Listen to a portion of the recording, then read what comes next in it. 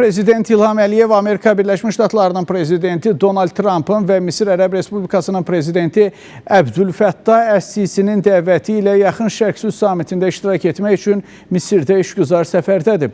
Dövlət başçısı samitin keçiriləcəyi Şarm əl-Şeyx şəhərindəki Beynəlxalq Konqres Mərkəzinə gəlib. Misir Ərəb Respublikasının prezidenti Əbdülfəttah Əs-Sisi dövlətimizin başçısını salamlayıb.